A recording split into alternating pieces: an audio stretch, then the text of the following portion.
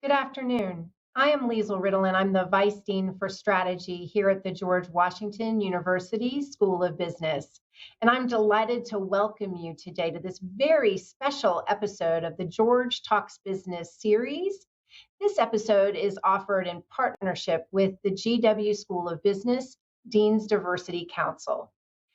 Today, we're celebrating International Women's Day, and I'm honored to introduce our panelists, the U.S. winners of the Women That Build Award, sponsored by Globant, a global technology and IT organization. The GW School of Business is proud to sponsor the global awards that Globant recognizes women in technology around the world. I served as one of the judges and had the opportunity to get to know these phenomenal women who are transforming the IT industry here today. Please join me in welcoming Teneika Askew, Director of the Data Science and Analytics Enablements at the U.S. Navy, the winner of the Digital Leader Award category. Next, we're also joined by Suuchi Ramesh, CEO and founder of Suuchi Incorporated, and the winner of the Tech Entrepreneur Award. And last, I'm very delighted to introduce you to Jeeva Senthilnathan, founder of Privando and winner of the Rising Star Award. Now let's get into it, because I know our audience is very eager and interested to hear a little bit about each one of you. First, Jeeva, can you tell me a little bit about your organization and your role in it? Hi all, my name is Jeeva Senthilnathan. I'm the CEO and founder of Privando, and so at Privando, we are pretty much focused on solving global challenges dependent on the geographic location. We are a startup, and so we have started in India, and we've focused on solving India's rape crisis for women. And so we've used a lot of newer recent technologies like virtual reality and also like other branches of artificial intelligence. And now we're branching out to other countries focused on different issues. Great, thank you so much. Next, Teneika, tell us a little bit about yourself. Hi, everyone. My name is Teneika Askew, and I'm currently leading up the Data Science as a Service organization with the U.S. Navy. It's been a very good journey so far, and what I do there is essentially productionalize data science and machine learning models so that the organization can eliminate or reduce repetitive and labor-intensive processes. So our goal there is to essentially take all of that work that you do day to day and you're like, can't this be automated? And we figure out a way to do that for you. With that, I also lead up our training and helping our organization and the US Navy overall become more data fluent. Great, thank you so much. Now, Suuchi, tell us about yourself. Hi, I'm Suuchi Ramesh. I'm the founder and CEO of Suuchi Inc. So we are a supply chain software platform that spreads across the entire length of the supply chain, providing customers an upstream and downstream single source of truth. And so it's a new age business management system to allow companies to democratize access, not just for internal users, but also external users as well. But importantly, providing that one source of truth while also integrating with legacy systems. Great. Well, it's just really exciting to have all three of you here. You know, when I was looking through the questions that our viewers submitted, it was interesting to see so many of our viewers wanted to hear what your origin story is. I guess like all superheroes, right? Everybody wants to hear what that origin story is like. So Teneika, can you tell us a little bit about how did you become a woman that builds? Yes. So I would say it started in college. In college, I wanted to find more women in computer science, but there were very little. I was always the only woman in my course. I also just didn't have a lot of mentors unless I went through some type of program. And those programs were very focused on just STEM overall, not necessarily women in STEM, but just getting more underrepresented groups into STEM. I felt like there wasn't a lot of opportunity for that transition into college, there was a gap there. So I started my first nonprofit, Ribbons of Beauty. And that is where I mentored 100 young women a year. And then I did a conference or a summit every year to just essentially host these women and showcase what the value of STEM, what the value of higher education was, what it meant to be a woman in technology. And from that, I also mentored 10 of these young women throughout the year, and it was an exciting journey. And that's where I started. I started with that community building and being a mentor myself, starting my own nonprofit. But when I went into my career, that's where I really learned that there were so many larger opportunities to do that on a different scale. So I started to find ways to do that within the community that I was in at work, as well as outside of work too. And I just ended up becoming someone who was very resourceful and seen as a community leader within all of the different communities that I frequent today. That's so interesting. Suuchi, is your story similar or different? Yeah, there's always similar threads, and it's always inspiring to hear about other stories. I think for me, obviously, with having folks around you and watching inspirational stories of other women that build is helpful. For a big part that a part of my background that influenced who I became is the fact that I'm an immigrant. I wear that very proudly. And when you are an immigrant, I think you take certain risks, and that capacity and the muscle to take risks probably influences your ability to continue to take risks as well. But yes, I mean, much like Teneika had a background in STEM, engineering, and an MBA in computer science. And I worked in technology companies, and that experience is very formative in influencing my worldview, as well as in deciding the path that I wanted to take in starting the company as well. And along the way, just had a lot of great, inspiring stories around me, both women as well as men, and continue to have that in the team that is Suuchi Inc. Great. Well, Jeeva, what's your origin story? Yeah, so pretty much like I came from a very under served high school. I came from a very underfunded high school. And so pretty much like there wasn't a lot of access to good STEM resources.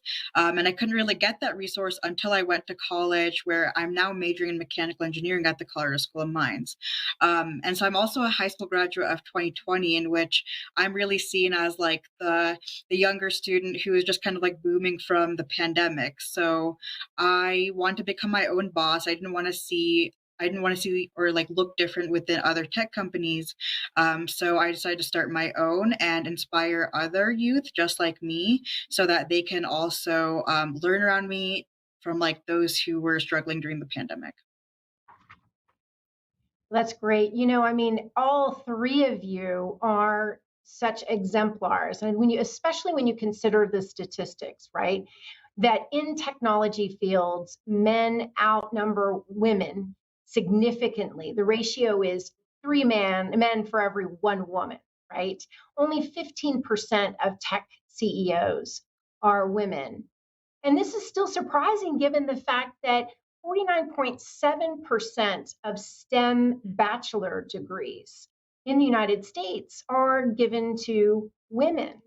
So there's a real disconnect, I think, between the training and the actual career and the accomplishments, which I think that backdrop makes your accomplishments all that more significant. And as you know, one of the criteria for the Globant Awards was to assess each one of you in terms of the degree to which you focus on diversity and inclusion in your own work and how you encourage other women to be women that build. So I'd love to for you to each one of you tell the audience how exactly you've done that in your career. And let's start with you first, Suuchi. I mean, when you build a team, you always want the best folks for the job in terms of what's driving outcome. We're responsible for that as leaders. But it's quite amazing and magical how diversity breeds best outcomes and vice versa. I've seen that in how we built our teams. But the origin story of Suuchi Inc., we we are a software company because we decided we wanted to roll up our sleeves and build our software in a very unique way, meaning we're supporting manufacturing and supply chain processes through our software. So we really wanted to understand how supply chains worked and operated and have that feedback influence the building of our software. So we started our company 5 years ago, running and operating our own factory. And at that point, we had seamstresses and sewers on our payroll, and 80% of our entire team was actually women. So we had engineers on the one side, and we had folks operating sewing machines on the other side. So not only was it just a very diverse team in terms of skill set, educational backgrounds, cultural diversity, but also in terms of gender, we had a lot of fascinating and very smart women as well. And we continue to have that today on the engineering side. We no longer operate our own factories, so the number of core manufacturing skill set folks is reduced.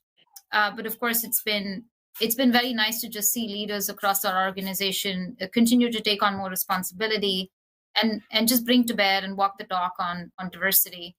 I mean, I will say that it's a delicate balance. I think as leaders, we want to really pick the folks that drive the best performance. That's important as well, and striking that balance between that and also having that balance in diversity is important. But we've seen that one drives the other, just at the cost of repeating myself.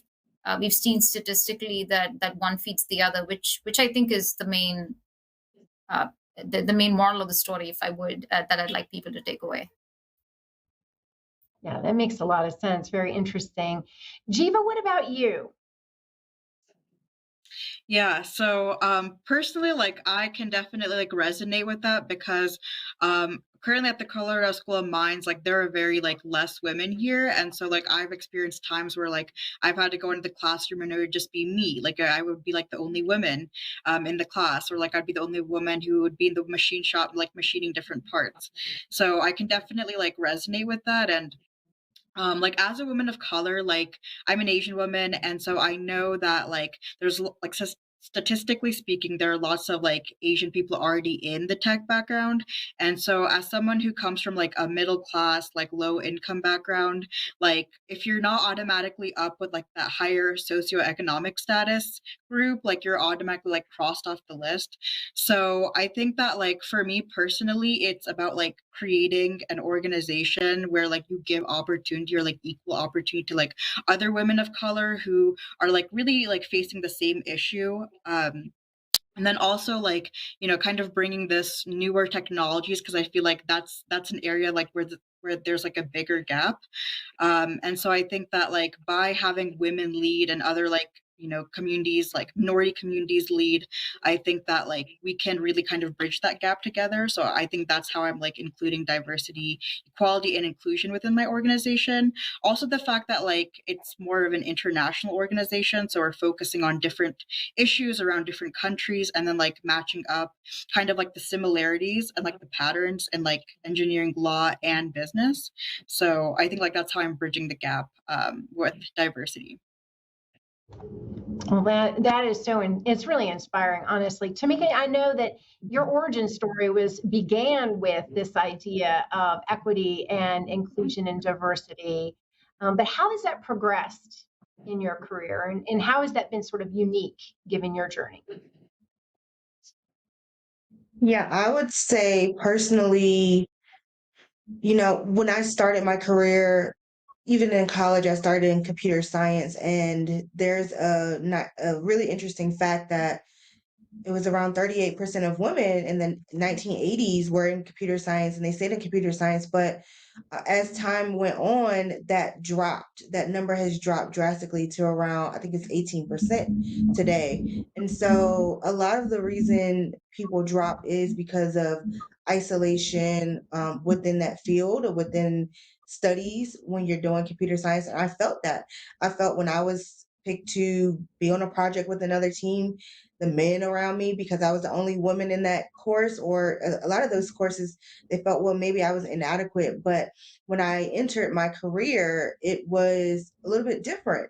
I stayed in this career because it is interesting. I want to build things. I want to take them apart. I want to understand how it's built, and the viewpoints and the diversity of my background, my experiences have brought to my teams a variety of different solutions that other team members have not thought about because they have been in the same space, they have done the same things, been in the same type of environments. I had traditionally was not in those environments. So what happened was when I would come to the table, I had very unique and innovative ideas that weren't thought of.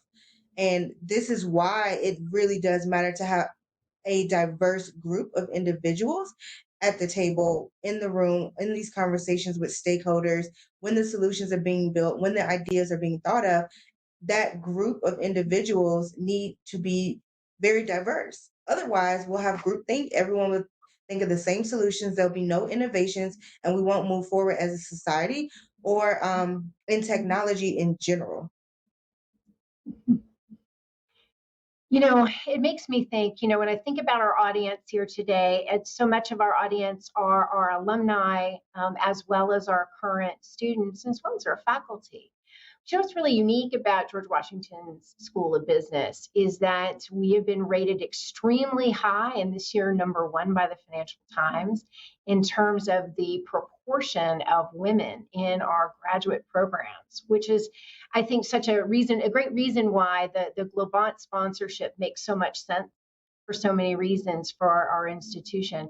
But I know a lot of those in the audience are thinking about, look, it's not easy. What you've accomplished has had to have had lots of challenges.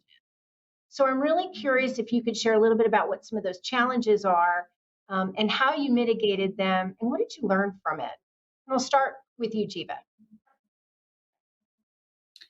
Yeah, so personally, as a high school graduate of 2020, trying to find other engineering internships were always very difficult for me, and I think that was the biggest challenge I've had thus far. I'm still looking for an engineering internship that is I guess really looking for who I am rather than just what I've achieved over the year of 2020. And because I'm that pandemic younger student, I often get crossed off the list. So I'm always trying to find that one company who will actually accept me and who's okay with me still training and still learning and growing. So I think that's one of the biggest challenges I faced. But other than that, I'm still persevering through Privando.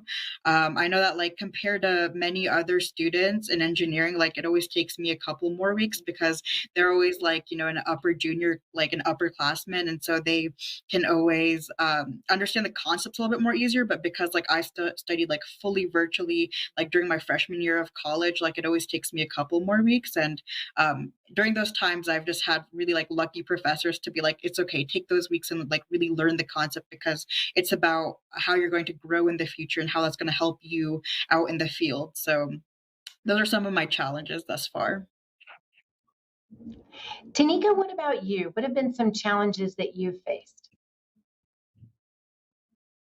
Yes, I think there are very unique challenges that it's unique to women, but somewhat we all face them. One of the biggest challenges happens to be one, when you enter into a technology field, you very much don't see people who look like you or think like you in these fields. So when you look up to role models or people that you can aspire to be, they don't resemble who you are or who your family is, and you get discouraged. So what happens is a lot of people end up transitioning out of the field into a tech adjacent or comp sci adjacent role. And I think that it is because we haven't pushed diversity up until 2020 happened. I didn't see a lot of the diversity efforts happening at such a large scale before that. And so now I do believe that one of the biggest thing is making the most of resources. I share so many resources because I historically had to go out and look for those resources and find them myself.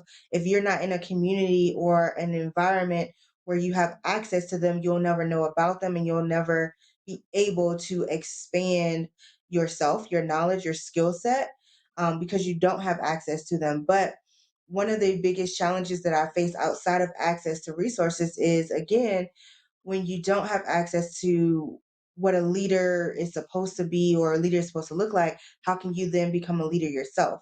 So when I have grown in my career, I've encountered leaders that have been quite challenging, and I've learned to lean in on the individuals who are also going up for leadership and finding mentors there, making sure those individuals that I met through the recruiting process, staying in touch with those companies. A lot of them become leaders, and really just taking the time to meet with them and chat with them about their experiences, their journeys. Sometimes you're not going to find that person at your company, but maybe they're at another company. So building good relationships with these individuals and gaining their experience on how they got buy-in, how they went about managing teams, what poor leadership looks like, and how do I make sure and ensure that I don't become that example of poor leadership. So it has become for me generally making sure that I understand what a great leader is, having individuals that I can reach out to in that space. And people say it's like your personal board of directors, but having a very diverse personal board of directors has also helped me understand how to encourage the community to enter into these spaces. I'm really excited now because what COVID preempted was a lot of women who really said, I could be in tech too. I could do something in tech. And I think before COVID, I didn't hear a lot of those conversations happening. And it's really exciting to hear that now because there's a community of women who are also in tech or in some type of tech enabled company. And they don't have to be, I don't have to be a computer scientist. I can be in learning and development and teaching people about computer science or teaching people about this software technology or helping to sell this software technology. And it really helps others see the vision of where they could go as well. Oh, thank you so much. Suuchi? Yes, no, it's really, again, a kudos to these ladies for all the challenges and how they've gracefully navigated through them. For us, we're 5 years into building our company. And as you can imagine, every day is pluses and minuses. So there's so many challenges I could talk about. And that's the reality of entrepreneurship, is that you have to just go through challenges every day. But a couple of them at the high level, one I'd say is fundraising. And I'm a first-time founder, entrepreneur. It has been 5 years, but you learn so many things when you do it the second time. But for me, fundraising was definitely a new thing. It took me a while to figure out how to go through it and how to raise money successfully. Lucky to say that we're one of the venture funded. I recognize the statistics and very aware of them and feel very fortunate that we are a venture backed technology company. But it took a lot of learning and iterations along the way before we raised our first round. And we're going to, of course, continue to raise money. I also was born, educated abroad. So when I moved to the United States, I probably didn't have as much of a network. I had to build that up from scratch. So that was another thing to navigate as I was trying to raise money as well. And I'd always encourage folks, it's easier said than done, raising money faster because there's so many challenges associated with it. But I'd say if you have the opportunity, do it as soon as you can, raise as much as you can. And I know that now as we continue to raise money. The second thing I would say is a challenge, having now done this for a few years, is your idea of what a company is going to be is likely going to evolve over time. It's never going to be a constant. It's always amorphous and ambiguous when you begin. And then trial and execution is what perfects the idea, because an idea in and of itself is pretty meaningless. And along the way, you're going to transform, you're going to evolve, you're going to pivot. We went through one ourselves, is that it was a very organic and a very valuable evolution in that we started developing our software as a function of starting off by rolling up our sleeves on the manufacturing side. We always knew we wanted to commercialize the software on its own. But when we actually started to do that, that transition evolution period took a little bit of taking a step back to take a long-term step forward. So again, keeping your eye on the long game and having the grit and the perseverance to train yourself to drive joy from long-term gratification, I think is very important for all entrepreneurs. But again, easier said than done. Those are the challenges, especially I think the early years are always very tough. So I can empathize with a lot of, for example, Jeeva, what you're going through, and we went through that, and of course you're doing the same. Tanisha, you're an entrepreneur within the organization, so I'm sure you both can empathize. Well, it's interesting. All of you have led in your own respective spheres in slightly different ways. I wonder, in your mind, is there such a thing as female leadership? Do you agree or disagree with that statement? What are your thoughts on that? Who wants to take that one first? Could you repeat, as you said, should we have more female leadership, or could you repeat that Is there last part such a again? thing as specific female leadership, or is it just gender neutral? I I think can take that leadership is first. leadership. Go ahead. Yeah, go ahead, Teneika, and I'll come to you, Suuchi. Yeah, I just wanted to say, I mean, leadership is leadership. There is the ability to lead, and if you are a leader, whether you are male and female, you have key skills, traits, and hopefully a high level of emotional intelligence or EQ to be an effective leader. And that comes with pushing people through so that they can become what they can also become leaders if they choose to. But there is no female leadership, or we don't say male leadership, but I often see that in the news, female leadership. But why is there a male leadership? Is there no male leadership? I don't know. Very good point. Suuchi, what are your thoughts? Oh, no, I absolutely agree that there isn't something like female or male leadership. I hate generalizing, but I think there are certain aspects of being a woman leader and being a male leader. Perhaps there are some skill sets that tend to shine more, and I'd say that you want to be inspired by the different leadership qualities around you. And I've seen, again, at the cost of generalizing, a positive pattern with most women, and there's always exceptions to that. But patience, grit, perseverance, the ability to the earlier point I raised, the ability to see the long game and persevere through that, I think is something you can learn from a lot of women leaders. And I like the concept of androgynous leadership, where I think it's not about male or female, but it's about looking at those traits around the cohorts of people around you and imbibing that. Versus, I'd say you read about this, a lot of male leaders tend to be a lot more ambitious about expressing their plans when they want to go out and raise money. So sort of absorbing all that by osmosis around people around you, I think it really helped.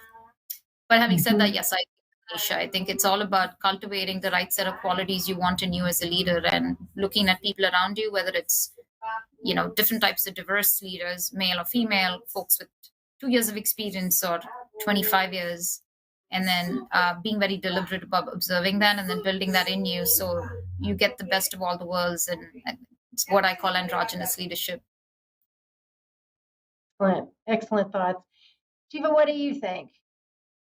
Yeah, so I think, I read like lots of philosophy, and I think that one thing that a lot of women and men think together is that we obviously want to approach like this gender neutral area, but I feel like in today's society it's not really like that. And I think that I've read lots of philosophy, and primarily like feminist philosophy, and I think that as we're trying to get to like this